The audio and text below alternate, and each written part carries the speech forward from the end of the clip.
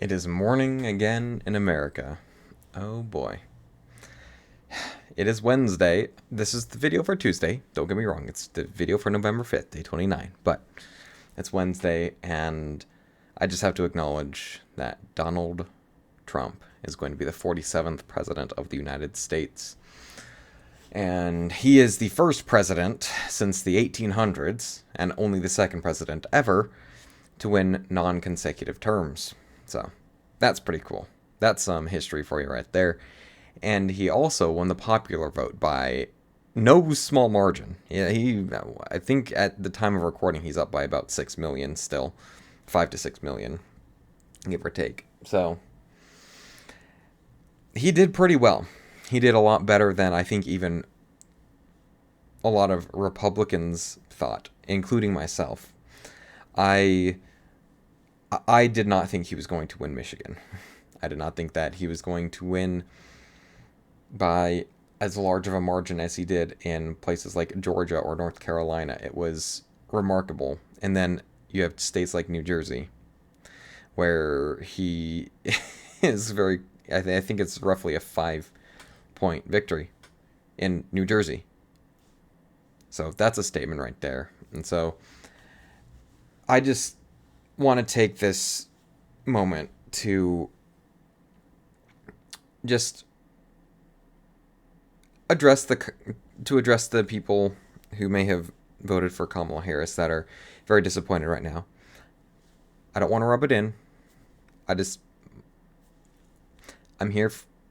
I'm just here. I'm existing, and I know the feeling because after 2020, we were upset that Trump lost as well. Um, of course, there was different emotions going on there, but the disappointment is real, and yeah, it's completely valid, and I don't want to disrespect you. You voted differently than us. You voted differently than me, and that's all right. We all have different ideologies, different viewpoints, and I think it's really important to remember that just because we all disagree doesn't mean that we can't live and get along with each other. It's just we have different views on things, and that's all right. We can agree to disagree, and that's how America will remain unified. And I think the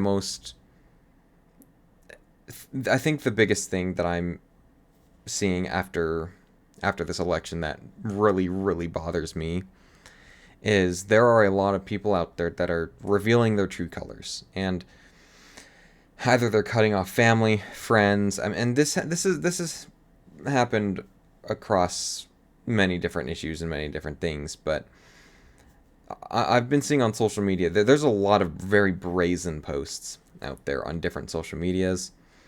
I'm not going to mention anything specific, but there are some very, very dangerous things being said as well, directed at half of America, more than half. And it's extremely heartbreaking to see that because we are the American people. Doesn't matter if you're Republican, Democrat, Libertarian, Independent. Doesn't matter. Doesn't matter if you're Christian, atheist, Muslim. It doesn't matter.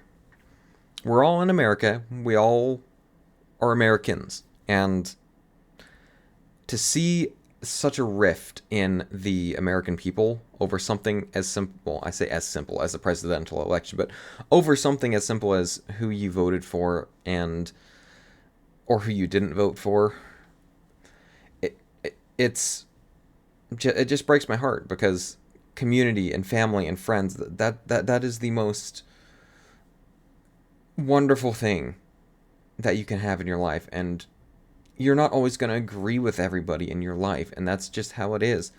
But I think a big sign of maturity is being able to just agree to disagree, and if you can't do that, I think there's some inward reflection to be had. And again, I'm not perfect. I've had those moments where I've had to look at myself, inwardly reflect, pray to the Lord, and change the way I've been approaching things. Like there are those instances in my life that I've had to do that exact same thing. And so I'm not saying this from a place of, oh, I'm better than you. It's yeah, I just encourage you to reflect a little bit.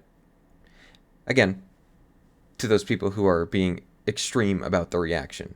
The vast majority of people have been relatively pleasant, just kind of voicing their dissatisfaction and their real emotion. Like, most people have been pretty chill, but there are several people that are not people specifically, but I've seen several instances of posts where things aren't quite so amiable. But I think that does it for my intro. I ended up getting home late from young adult ministry last night and tuning right into the election, and it was a really good message over dating, and I just got really enthralled with the election results after getting back from young adult ministry. So I didn't read my Bible in a quiet time context, but I really did get a lot of good takeaways from that message.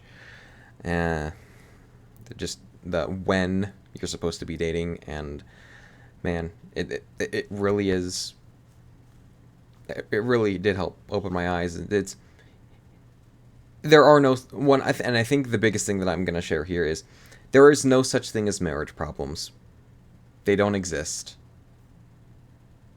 Well, why do I say that? Well, how it was put is there are single people problems that are brought into marriage, and that's what leads to the problems in the marriage, because it's a selfish desire. It's those selfish things that each person wants that can lead to the conflicts. And I think that's kind of a very poignant reminder, especially after what I just said about selfishness, or about the cutting off your communities for one simple disagreement. And that is because if you are not able to just get past a simple disagreement, agree to disagree, or work it out, there's no future. Well, for in the dating sense, there's probably no future in that relationship if you can't effectively problem solve together. But to a more general sense, if you can't agree to disagree, it's going to be really hard to build those communities that genuinely challenge you and make you a better person. So again, that's not to be, again, I don't want to come across condescending. It's just, to me, it's really heartbreaking to see people just being stuck in a sin or stuck in this place of just dissatisfaction. I want them to be content, but they're searching in the wrong place, and it breaks my heart. But anyways, let me get off of that for a little bit. But yeah, it was a really good message, and I really encourage people to. I was gonna say people to watch, but I'm not gonna dox myself, so I don't want to share the exact location. But just know it was really good. And for those of you who actually know me, message me if you want to hear that message. But anyways, I'll move on from that. Like I said, I didn't read my Bible in a quiet time today, but I honestly thought the fellowship and the message at church was pretty good. But we're already 9 minutes in, so let me hop right into the statistics. I got 6 hours and 29 minutes of sleep Monday going into Tuesday. That'll be a very different number because I stayed up late on election day for day 30. Ooh, day 30 coming up soon. I got 4,806 steps. I didn't get on the treadmill when I got home like I usually would on a Tuesday. So I was busy kind of looking at the statistics in the election. So yeah, big day it was. I only ate 1,380 calories, and that was really unintentional. And I noticed one thing when I was eating lunch. I got the same portion size that I usually do for lunch, but I noticed for the first time I struggled to actually get to the halfway point of the portion that I usually eat at lunch. I ate halfway, and I was like, maybe I want to eat a little maybe I want to eat a little more today, but I couldn't. I had to only eat half, and so I've got the rest in my fridge. So that was really cool. It really was a matter of when I got home from church, I didn't eat anything because I got distracted by the election, and it was really late when I got home too, so that didn't help either. But anyways, I digress. I ate 1,380 calories, and then I burned 3,217 for a deficit of 1,837. And yeah, but again, I didn't feel hungry yesterday, but I need to be careful because I don't want to go too far. Well, actually, I don't think I'm ever gonna run into the problem of, oh, I don't eat enough, because I really do enjoy eating. But if I do get distracted by something, I will get kind of hyper focused on it, especially if it's something involving numbers and statistics like an election. I love numbers and statistics. So, anyways, that is that, and then day 30 is tomorrow, or I guess the video for today technically, but yeah, I don't know what I'm gonna do. I didn't really have anything grand planned, but yeah, day 30 is technically the end of this experiment, but I'm gonna keep going after that because I've got more to do. I've still got habits to break. I've still got goals to meet. So we're going to keep it going. But yeah, I know that was a little bit of a different video, a little bit of a different kind of tone, but I hope it was good. I hope I didn't scare anybody by saying any of that. And I hope it was encouraging, and I hope it was maybe insightful to somebody out there. So again, this channel is for myself, but I put that out there, especially for in this context, because I think that's an important thing just to mention, bring up and that's just my point of view. Of course, there's other ways to approach it, and so, anyways, I'll stop talking. See you in day 30.